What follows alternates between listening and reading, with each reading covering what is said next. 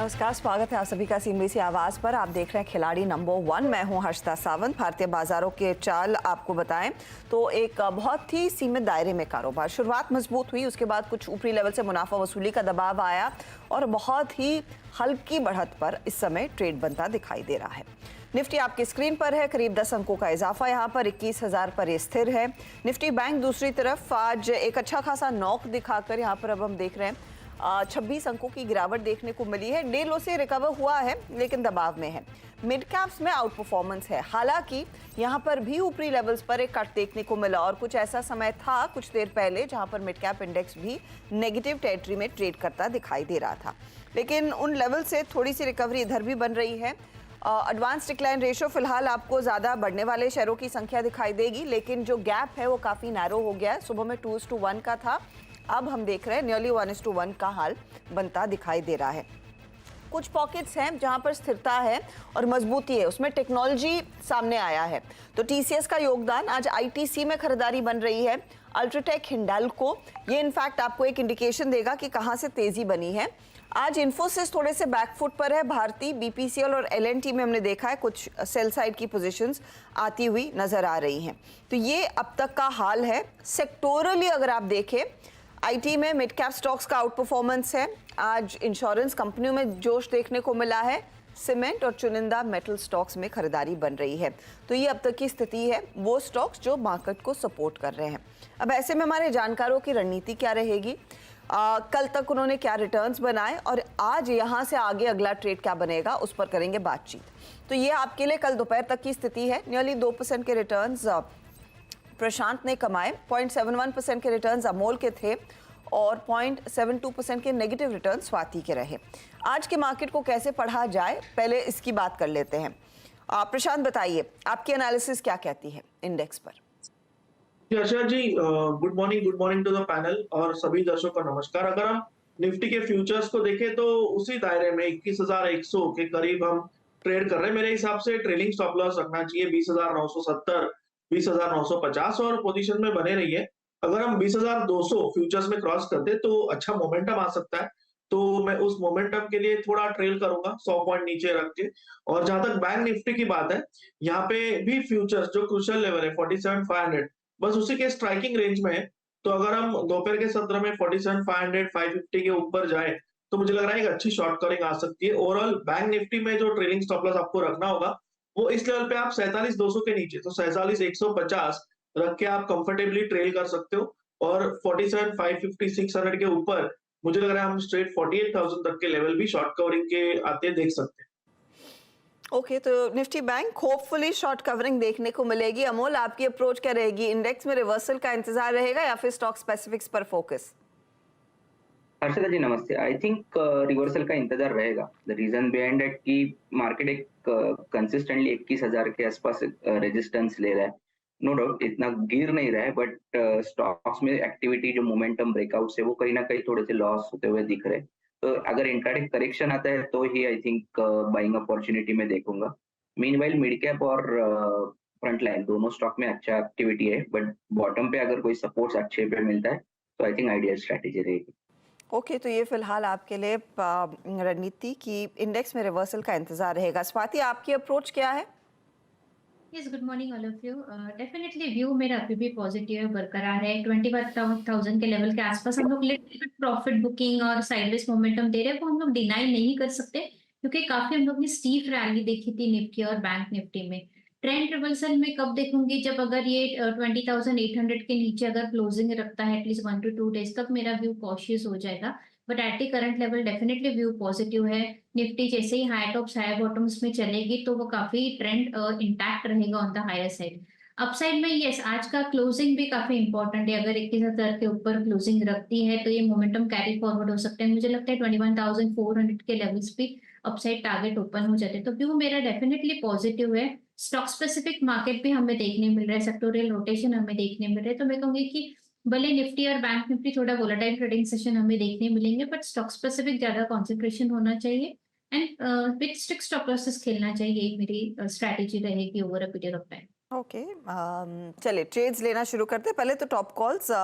हमारे तीनों जानकारों के ट्रेड्स में कुछ ऐसे सौदे थे जिन्होंने सबसे ज़्यादा रिटर्न्स बनाए हैं वो आपकी स्क्रीन पर आएंगे। BLS इंटरनेशनल में अच्छे गेंस बने स्वाति के कल, और मुथूट फाइनेंस जो अमोल का था। आज कौन सा नया ट्रेड आएगा उसकी बात करते। तो पहले आप प्रशांत का पोर्टफोलियो लेकर आइएगा। 2 ट्रेड्स मुझे ओपन दिख रहे हैं, एक तो ग्रेफाइट इंडिया, दूसरा है फैक्ट। और गार्डन रीच में आज सुबह में इन्होंने 8:35 के आसपास एग्जिट किया, कल रेलटेल बुक किया था। बताइए प्रशांत, आज नया ट्रेड क्या ले रहे हैं? जी आशा जी, मैं वोगार्ड फार्मा के साथ जाना चाहूंगा। अच्छा ब्रेकआउट, प्राइस सस्टेन कर रही है, वॉल्यूम्स पिकअप हो रहे हैं, तो ये करीबन 401 पे ट्रेड कर रहा है। मेरा स्टॉप लॉस होगा 365, 365। जो टारगेट मैं देख रहा हूँ वो यहाँ से 475, 480 तक का देख रहा हूँ। 475, 480 के टारगेट के लिए मौका वोगार्ड फार्मा में तेजी की तरफ। तो ये बाई साइड का ट्रेड हो रहा है, करीब 18-19 रुपए की बढ़त आज इस स्टॉक ने कमा ली है। अमोल का पोर्टफोलियो अब स्क्रीन पर लेकर आते हैं। एक तो अमोल का हमने देखा, मुथूट फाइनेंस 2% तक के रिटर्न्स देकर गया। इनका आज अनफॉर्चुनेटली रेन इंडस्ट्रीज में स्टॉप लॉस ट्रिगर हुआ है। आज इन्होंने लेटेंट व्यू मुथूट में बुक किया है प्रॉफिट, और कल कैस्ट्रॉल और रूपिन में इन्होंने अपनी पोजीशन एग्जिट और बुक की थी। अमोल, आपका नया ट्रेड? मुझे एक SBI कार्ड अच्छा लग रहा है। Current levels positional point of view से है 760 के आसपास चल रहा है। पोजिशनली मुझे लगता है कि इसमें 800 और 810 के लेवल्स आ सकते हैं। टाइम लेगा स्टॉक थोड़ा सा रिवर्सल फॉर्मेशन में इसके लिए, और स्टॉप लॉस उसका रहेगा 745। SBI कार्ड आप कह रहे हैं तेजी की पोजीशन 745 आप कह रहे हैं, स्टॉप लॉस टारगेट एक बार दोहराएंगे 800 के आसपास। तो जो बीच में ये काउंटर RBI के फटकार के बाद करेक्ट हो रहा था, वो करेक्शन फेज पूरा हो चुका है क्या अमोल? देखिए, अगर हम मंथली चार्ट्स भी देखते हैं तो 5 मंथ्स का करेक्शन है स्टॉक में, और मंथली और वीकली में दोनों में डबल बॉटम फॉर्मेशन है। सो टेक्निकली ये लेवल काफी साउंड लग रहे हैं एट करंट लेवल्स। थोड़ा टाइम ले सकते हैं क्योंकि मार्केट थोड़ा डल है, but positive consolidation. Positive consolidation है, इसीलिए करीब 800 की तरफ बढ़ सकता है ये काउंटर। 745 आपके लिए स्टॉप लॉस का काम करेगा। चलिए अब स्वाति का पोर्टफोलियो देख लेते हैं, और इनके रिटर्न्स किन शेयरों में बने हैं कल, वो आपकी स्क्रीन पर आ जाएगा। ये देखिए, इन्होंने IEX दिया था जो अभी भी होल्ड कर रही है। पिरामल फार्मा के ट्रेड को भी होल्ड किया हुआ है। BLS में आज ऑफ कोर्स अपडेट था तो वहां पर एग्जिट कर लिया या फिर प्रॉफिट बुक किया है। स्वाति बताइए नया ट्रेड। यस, नया ट्रेड में मदरसन सुमी देना चाहूंगी, जो कि 97.97 के रेंज में चल रहा है ये पर्टिकुलर स्टॉक।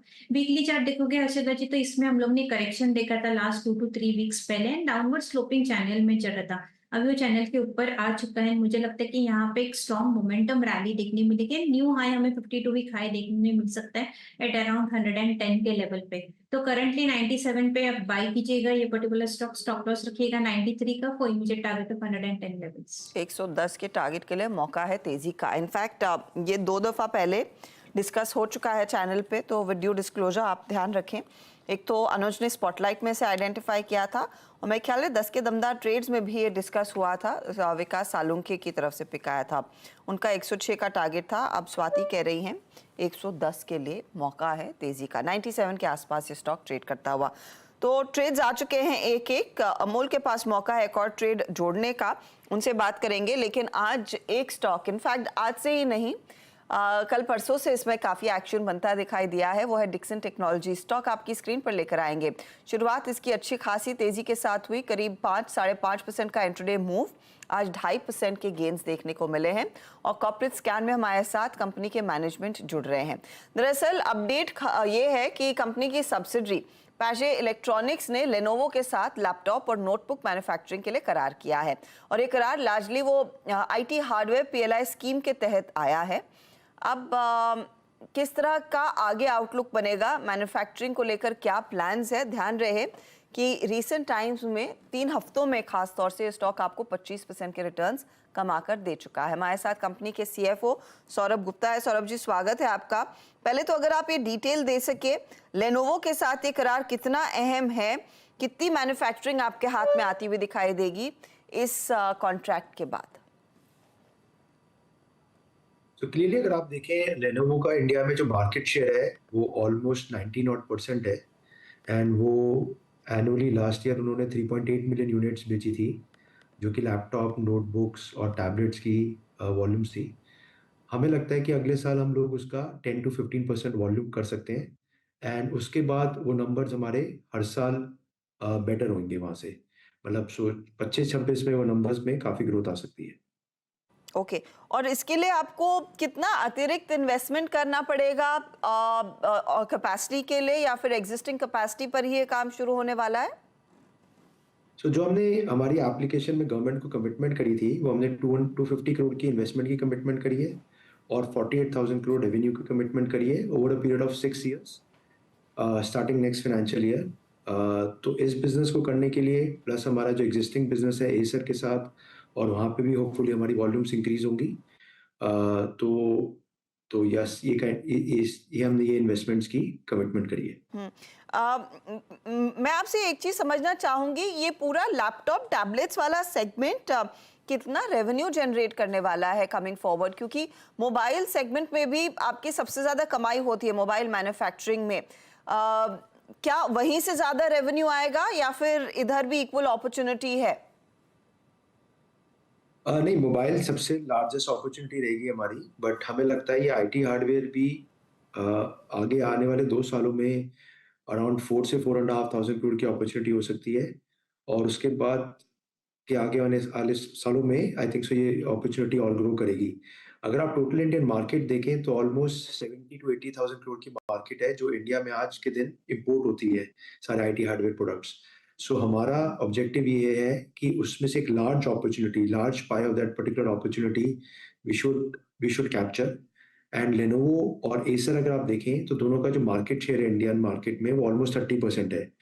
तो हमें लगता है कि हर साल हमें वी शुड हमारा ऑब्जेक्टिव ये है कि हम उनका इंक्रीमेंटल जो उनका मार्केट शेयर है उसका एक हायर पोर्शन हम लोग मैन्युफैक्चर करें इंडिया में। ओके। और आपकी इस समय की कैपेसिटी यूटिलाइजेशन क्या है? कितना आपको स्कोप है यहाँ पर इनके लिए और अतिरिक्त काम करने के लिए, उसका अगर आप अंदाजा दे सके सौरभ जी। नहीं, अभी तो हमारी कैपेसिटी बहुत कम है और हम थोड़ी सी क्वांटिटीज एसर के लिए कर रहे हैं। हम्म। But अब सिंस हमें ये अवार्ड मिल गया है लेनोवो के साथ, तो हम 3 से 4 महीने में मोर कैपेसिटी सेटअप करेंगे। हमारा इंफ्रास्ट्रक्चर रेडी है, हमें जो भी मोबिलाइज करना है हमारा मशीनरी को, मैन पावर को, वो हम 3 से 4 महीने में करेंगे। तो हम एक्सपेक्ट करते हैं कि इसकी लेनोवो की प्रोडक्शन हम लोग Q1 तक शुरू करेंगे एंड धीरे धीरे रैंप अप एंड स्टेबलाइज होगी। एंड इसमें जो पीएलआई स्कीम जिस हिसाब से स्ट्रक्चर्ड है, ये नॉट ओनली फाइनल असेंबली करेंगे एंड ग्रेजुअली हम लोग इसमें कंपोनेंट्स में भी घुसेंगे। सो क्लियरली आगे आने वाले सालों में ये हमारे लिए काफ़ी बड़ी अपॉर्चुनिटी होगी, क्योंकि Lenovo definitely both Indian market में एंड ग्लोबल मार्केट में बहुत बड़ा प्लेयर है। तो मैं इनफैक्ट जो आप कंपोनेंट्स की बात कर रहे हैं वहां पर भी आप उतरेंगे, तो यहाँ पर अपॉर्चुनिटी ये रहेगी कि लेनोवो के बने हुए प्रोडक्ट्स अब आप अपनी फैसिलिटी से आगे फिर एक्सपोर्ट करने की भी क्षमता है, आप उस तरह के मार्केट को आगे एड्रेस कर सकते हैं। देखिए, किसी भी इंडस्ट्री को एक स्केल एंड साइज चाहिए होता है ऑपरेटिंग लेवरेज जनरेट करने के लिए और कॉस्ट कॉम्पिटिटिव बनने के लिए। मेरे ख्याल से अभी आगे आने वाले 2 सालों में तो इंपोर्ट सब्स्टिट्यूशन की बहुत बड़ी अपॉर्चुनिटी है। मैंने जैसे कि बताया कि ऑलमोस्ट $9 बिलियन 70 टू 80,000 करोड़ की इंपोर्ट्स होते हैं। तो अगर धीरे-धीरे वही इंडिया में सब्स्टिट्यूट हो गए, तो वही अपने आप में बहुत बड़ी अपॉर्चुनिटी है। एंड दूसरा फिर 2-3 सालों में वो डेफिनेटली एक्सपोर्ट का भी पोटेंशियल बन सकता है, जब एक इंडस्ट्री का एक स्केल आ जाएगा, एक ऑपरेटिंग लेवरेज आ जाएगा और एक कॉस्ट कॉम्पिटिटिव बन जाएगी इंडस्ट्री। अब सौरभ जी, एक कंज्यूमर के पर्सपेक्टिव से कितना कॉस्ट इफेक्टिव रहेगा ये भारत में बनाना versus importing these products from outside? अगर आप अभी देखें तो हमने ऑलमोस्ट हमारे कॉस्ट स्ट्रक्चर जो है हमने वो हमारी नेबरिंग कंट्री के हिसाब से हमने पूरे मैच कर दिए हैं and that is the reason कि सप्लाई चेन हमें शिफ्ट होती हुई दिख रही है। और दूसरा अभी एक एडेड एडवांटेज जो कि ब्रांड्स को मिलेगा वो है पीएलआई इंसेंटिव का, और धीरे धीरे गवर्नमेंट इसमें नॉन टैरिफ बैरियर्स भी लगा रही है, ताकि जो इसमें रिस्ट्रिक्शन रहेगी थोड़ी इंपोर्ट की, वो भी आप देख सकते हैं। अच्छा, एसर लेनोवो आपके कस्टमर्स हैं, क्या कुछ और ऐसे बड़े कस्टमर्स आगे आ सकते हैं? बात हो रही थी शायद जियो भी आपको शायद कमीशन कर सकता है कुछ वर्क, उस पर कुछ खुलासा? नहीं, मैं किसी स्पेसिफिक कस्टमर की अभी इसमें बात नहीं करना चाहूंगा जब तक कुछ एग्रीमेंट कंक्लूड नहीं होता। तो बट क्लियरली लेनोवो का हमने अनाउंसमेंट किया है एंड डेफिनेटली हमारे लिए बहुत बड़ी अपॉर्चुनिटी है। गुप्ता जी, बहुत बहुत शुक्रिया हमारे लिए समय निकालने के लिए, और आपसे बातचीत हम करते रहेंगे, क्योंकि वाकई में आईटी हार्डवेयर में जो पीएलआई स्कीम सरकार लेकर आई है वो बहुत बड़ा मौका है भारत में भारतीय कंपनियों के लिए नए इनफैक्ट मैन्युफैक्चरिंग फैसिलिटीज़ खड़ी करने का और ऑफ कोर्स अपना वर्चस्व और मजबूत करने का। तो डिक्सन टेक्नोलॉजीज 2.5% ऊपर। प्रशांत, इस पर एक फटाफट टेक चेक दे ही दीजिए। सुबह में स्टॉक 5.5% ऊपर था, ऊपरी लेवल से कुछ हल्का हुआ, लेकिन पिछले 3 हफ्तों में लगभग 25% प्लस तक के रिटर्न्स इसने कमा दिए हैं। नई पोजीशन अगर किसी को लेनी है वो किन लेवल्स पर ली जा सकती है? जी हर्षा जी, पहली बात, जिनके पास पोजीशन हो, करंटली 6550 कोट कर रहा है, आपको 6500 से ट्रेल करना होगा। अगर यहाँ पे आप प्रॉफिट बुक कर लीजिए। फ्रेश किसी को बाय करना है तो इस स्टॉक में करीबन 6300 350 तक अगर डिप मिल जाए तो ये एक अच्छे लेवल पे बाय होगा। स्टॉप लॉस आप 6200 पे रख के होल्ड कर सकते हैं। अगर नेक्स्ट लेग ऑफ अपवर्ड शुरू हो जाए तो ये 6700 750 तक भी जा सकता है। ओके, तो ये फिलहाल डिक्सन टेक्नोलॉजी का शेयर जो 6300 350 के बीच खरीदारी का आपको मौका देगा और 6700 तक जाने की पूरी संभावना है। 2.5% ऊपर ही लेंगे एक ब्रेक के बाद ऑफ कोर्स देखते हैं अमोल ने कुछ और आइडेंटिफाई किया है या नहीं, वरना ओवरऑल रिकैप तो लेकर ही आएंगे। वन और एक ट्रेड अमोल दे सकते हैं। अमोल, कुछ आइडेंटिफाई किया है या फिर दोपहर का इंतजार होगा? I think Harshada ji wait करूंगा, दोपहर में कुछ अच्छा रिवर्सल आता है तो उसमें। ओके, तो दोपहर का इंतजार होगा, इस समय ट्रेड नहीं है।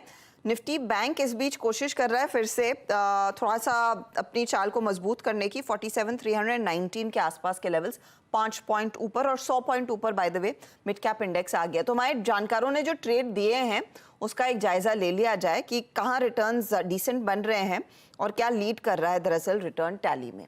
तो प्रशांत ने इनफैक्ट 2 ट्रेड्स होल्ड किए और एक जोड़ा है। एक जोड़ा वॉकहार्ट 475 का target, 365 stop loss. Graphite India इन्होंने होल्ड किया है, 620 टारगेट है, 475 का स्टॉप लॉस।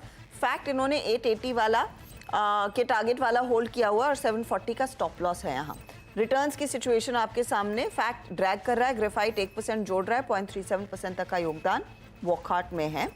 अमोल का पोर्टफोलियो देखें तो एक जगह खाली है, एक ट्रेड लिया है SBI कार्ड, 800 का टारगेट, 745 का स्टॉप लॉस इन्होंने लगाया।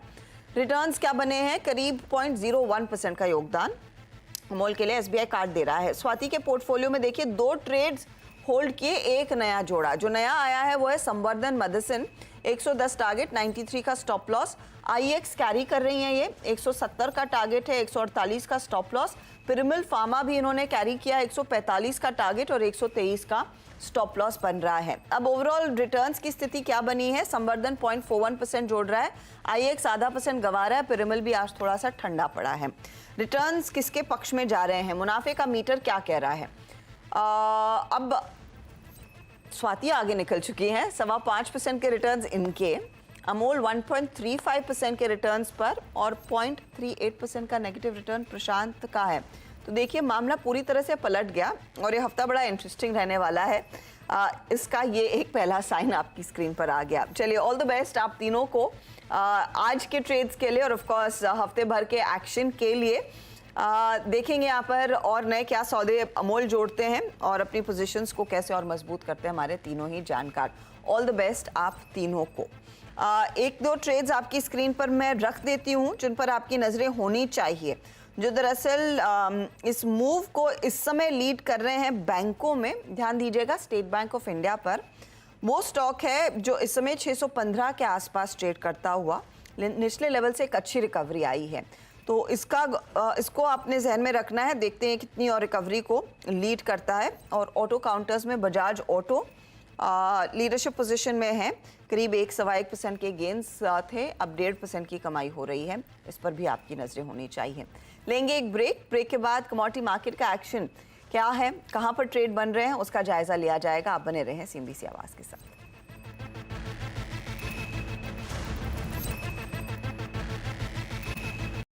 बता दें कि मनी कंट्रोल पर दिए गए विचार एक्सपर्ट्स के अपने निजी विचार होते हैं। वेबसाइट या मैनेजमेंट इसके लिए उत्तरदायी नहीं है। यूजर्स को मनी कंट्रोल की सलाह है कि कोई भी निवेश निर्णय लेने से पहले सर्टिफाइड एक्सपर्ट की सलाह लें।